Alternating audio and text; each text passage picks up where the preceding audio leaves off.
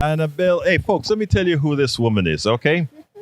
Annabel, Annabel Park was the founder of Coffee Party USA. Welcome, Annabel. How are you doing today? I'm doing really well. This is really energizing. I mean, I'm so glad I'm here instead of like doom scrolling and freaking out. Yeah, well, I want to tell a story about you. Okay, and here's a story that, and I, she somehow didn't recall that I said this years ago. Years ago, I don't know. I thought you had perfect memory, my No, friend. I'm not. Okay, but anyhow, back in the yay days, before during Obamacare debate in 2008, all from the time I came to the country, I was one of those radical lefties. Always a radical lefty. Okay, that's who I am. But during the Obamacare debate and during all the wars that was going on in the country, people against people, I remember I think I was on YouTube and there's this snowy video with Annabelle Park out there talking about us getting along and talking about civility and all of that kind of stuff. And there was just something in the way she said it that actually touched me. And I immediately went ahead and joined the organization called Coffee Party that you were the founder of. And, you know, I've related this story. I think it's even in one of my books here that where I spoke about making that change of civility and really trying to engage all people on terms that make them want to trust you, make them want to talk to you. And I have to say, Annabelle, I've been very successful in using that technique and garner a whole lot of people. So, first of all, in front of everybody, I'll say, Congratulations, by the way. well, thank you for congratulating me, my That's dear. amazing. You know, but what I'm saying, I take a different tack than you take. You're a lot more soft spoken than I am. I'm aggressive, but in as much as I'm aggressive, people know that it comes from a position of love, a position of caring, a position from not insulting the person as an individual, but actually working. So tell us a little bit about yourself to the audience. Introduce yourself to the audience here. Well, I hold am. it. Oh, okay, thank you. I'm Korean American. I was born in Korea. And one of the reasons why I am really dedicated to activism and participation is because I grew up first 10 years of my life in Korea when Korea was not a democracy, it was a military dictatorship. And so I know what it's like firsthand to not have a democracy and to know that people would die for democracy.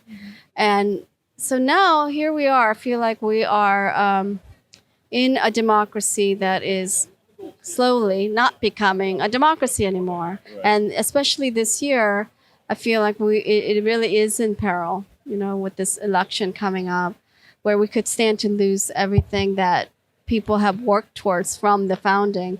And so, you know, my story is that I basically have devoted my entire life to figuring out how I can contribute to like America becoming an even greater, you know, democracy than it is. And I've done different things as a result. I've done filmmaking. I accidentally started a movement called the Coffee Party.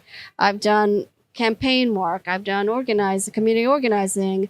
I've done academic stuff. I've done all kinds of things because I was trying to figure out how to improve our democracy. Yeah. Let me just break in here. I think it's important for people to know. Both you and I were born somewhere else. Yeah. You were born in South Korea. I was born in Panama.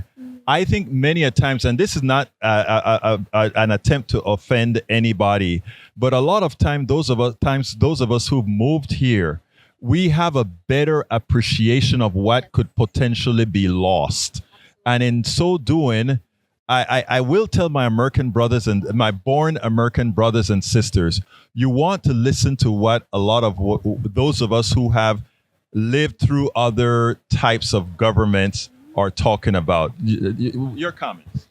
Yeah. I mean, you know, it's interesting you bring that up because it's not just that we saw what it means to not have democracy, but we also I went through a naturalization ceremony where I really had to swear, just like in the military, people Right. swear to uphold the Constitution. Right. And that actually really transformed me. Yeah. Because up until that point, like I didn't really understand what it really meant to suddenly become an American. But after that, I'm like, you know what? This really is extremely important to my identity. Right. To be somebody dedicated to and loyal to this country. And so yeah, I'm in a way I'm kind of a warrior because I really want to fight for this country and not I do not take it for granted at all. And I do think you're right, like people can take it for granted because that's Right. all they have known until we lose it. You- Yeah. You know, Annabelle, there's one other thing that we share in common. We had to really learn about this country to be naturalized American citizens because we had to prove that we knew how it worked, that we knew its beginning, that knew that. And unfortunately, in the way the school systems are today, there's so much that is left behind. And I think many lose. They lose because they didn't go through that process. I mean, I think it's important. So what you are here with two programs. I mean, Yeah, like you said, you are always doing something. Tell us a little bit about your projects. Yeah, like this year I have two projects here. One is called Vital Voters, and I've been working on creating a database of immigrant communities and voters in swing states. And I'm hoping to get campaigns and organizations to do in-language outreach to communities in their district. And to also to have really subtle messages that really fit that community. And that all that requires old-fashioned community organizing, getting to know the community, getting to know the leaders in the community, training volunteers, and working together with them to figure out like what is in their interest instead of assuming that we know. And to give you an example, I mean, and yeah, a lot of people are doing Latino, Asian outreach. Often that outreach is not effective because they don't distinguish between Cubans and people from El Salvador or China from Vietnam. They're very different communities. And so in order to do it effectively, we have to get to know the communities. We have to work with the people. The Koreans in Northern Virginia are different from Koreans in New Jersey, you know, in that, you know, there are different issues. And so I just want everyone to know the potential because we have a million new naturalized citizens every year. Many of them are in swing states. Oh, wow. Yeah, in Texas in Yeah. particular, Yeah. right?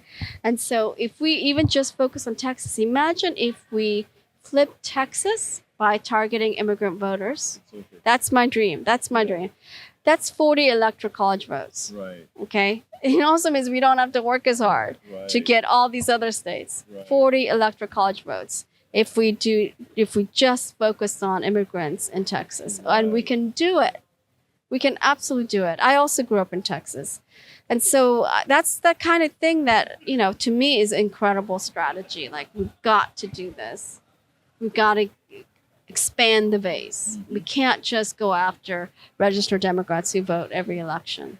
We have to expand the base, grow the party. That is, Yeah. you know, what I'm talking about. You're talking about Yeah. expanding the base with Yeah. bringing in the immigrants. I sometimes I think I'm even more. I don't want to say dreaming because if you take a look at our chat here, Yeah. about half the let me get it here, about a good 20-30% currently in this chat are conservative. Some of them are actually MAGA, Right. but they're here every day. Wow. Amazing. And they're not trolls. They're just debating. Right. So what They're are they talking. looking for? I am looking to No, them. But Them. I What are they think they're looking for? I think they've developed a trust in what we do. And actually, when I say we, I'm not just talking me. I'm talking about what we do. Because again, talking about being able to talk to these guys. When I put some of that credit on you, I'm saying that from the depths of the heart, and that there are some of the folks that I find in here I would otherwise have. Oh, they can't hear me. There are some of the folks in here that I would otherwise have found pretty obnoxious, right? that I understand where the concept is coming from now. And it's so important. And again, like I said, we learned this from the different programs that we developed, being a part of that coffee party movement that we did. And again, it served its purpose. Yeah, absolutely. I mean, if you really believe in democracy, you have to respect intelligence of everyone, and you have to believe in deliberation and dialogue. Because if you don't have dialogue, if we can't have dialogue, it's like trying to be in a marriage when you don't talk to the partner.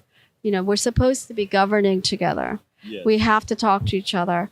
And so I am a big believer in discussion and debate. Doesn't mean we're going to agree. That's not the point.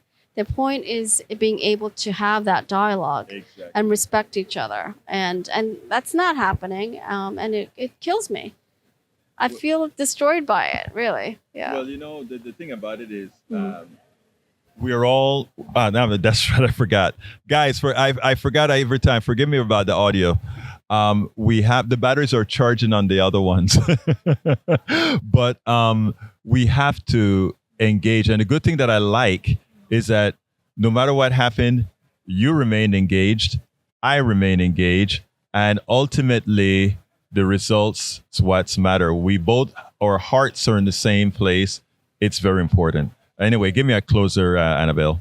Yeah, I would just like to say that, we all need to really make sacrifices this year to save our country and our democracy, because so much is on the line. It really is an all hands on deck. So all the things that you want to do for yourself, for your family, none of these things are going to happen if we lose our country.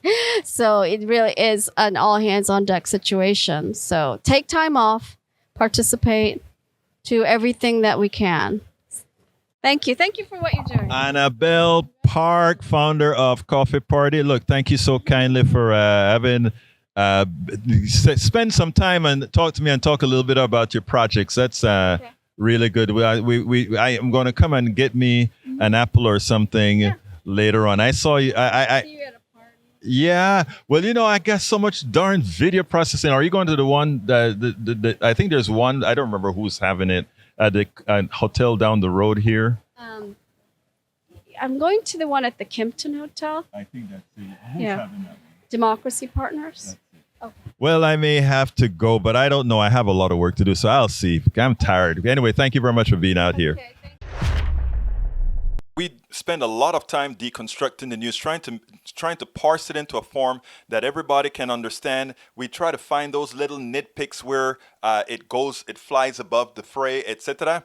If you really like these videos that we do, I want to ask a big favor. Please go ahead. Number 1, subscribe to our channel. And number 2, please join if you can. Thank you so kindly for watching. Keep watching. Please remember to share. We must populate the entire internet with our progressive message, a message that we know is what most Americans say that they want. So help us, please join.